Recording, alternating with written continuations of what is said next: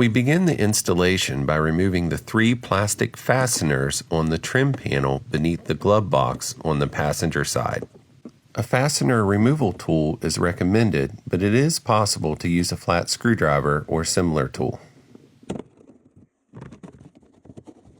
Once the fasteners are removed, pull the panel down and locate the security gateway module. Notice how the gateway module is near the center of the vehicle next to the carpet edge.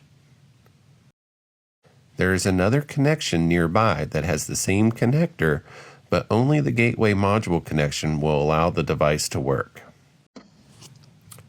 Ensure the vehicle has been off for at least 5 minutes before holding down the latch and disconnecting the 8-wire harness from the gateway module.